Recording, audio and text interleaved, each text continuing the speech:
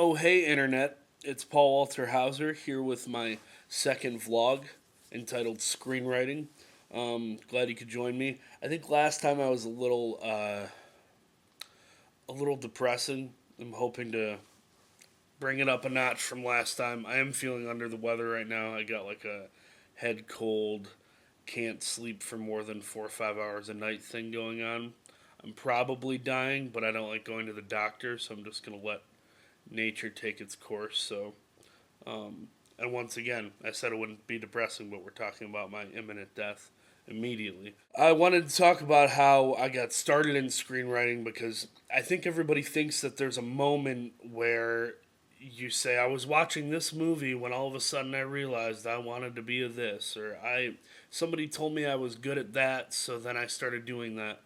No one ever really told me I was good at writing, and I don't think I even knew whether I was good or not at writing. But at about 16, I'd been doing a bunch of plays in high school, and some of them you get to do that are like famous, like we did Bye Bye Birdie and some Shakespeare stuff, and that's usually fun because that draws in a bigger audience, and you also kind of have like the bragging rights of I was Kaniki in Greece or whatever you want to tell yourself or other people.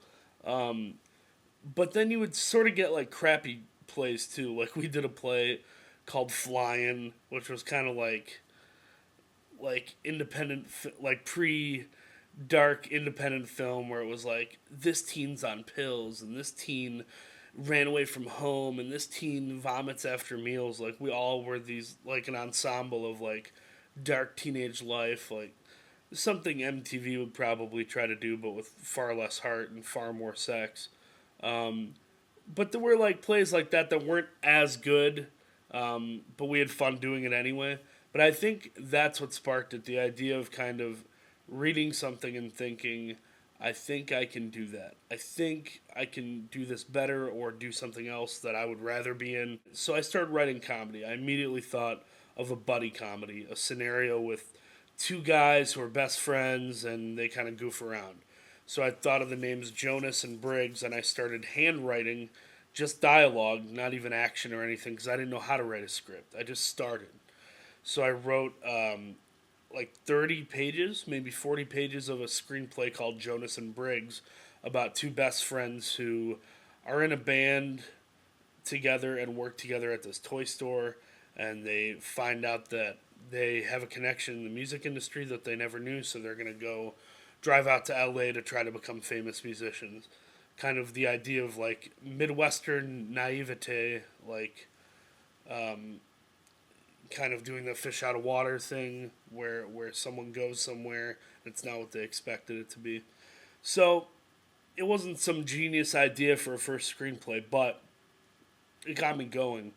Then about 3 months into it, I couldn't find the pages. I was handwriting them. I didn't have a laptop back then. Whoops. Didn't have a laptop back then. So I lost the 30 some pages, but something in me said to keep going, keep trying, because it was fun. You did find that it was fun when you would read your buddy's scenes from it, and you'd see the reaction of what you were writing was getting laughs. So I was like, oh, I gotta try and do this. I started writing another screenplay. It was kind of like a modern day kind of Monte Cristo, where a guy goes to jail for something he didn't do, gets out and tries to get revenge on a bunch of people. It was good in the sense that I was still writing, I was still learning and kind of pushing myself, but at the same time, it was crap because I was like trying to write a dramatic story at 16, 17. And you haven't lived enough life to really tell a story about a guy who goes to jail for a crime he didn't commit and then the revenge story that happens after. It's just too much. It'd be like asking a fifth grader, hey, write a script about this girl who has an abortion. And the fifth grader's like, how do you spell abortion? And he's got like a Aborshon. You know, it's just not going to work. Far beyond the misspelling of abortion would it be inappropriate. It wasn't working out. I found my 30, 40 some odd pages of Jonas and Briggs in my buddy's car, my buddy Alex Meyer.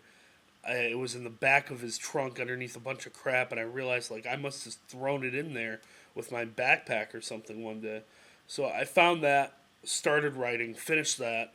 So then by about 17, I had already written two full length movies pretty much. They weren't great, they weren't in good shape, but they were still movies. And I think that's what it comes back to, the idea that you need to keep writing. You need to keep going because you don't know whether you're good or not because it's too early.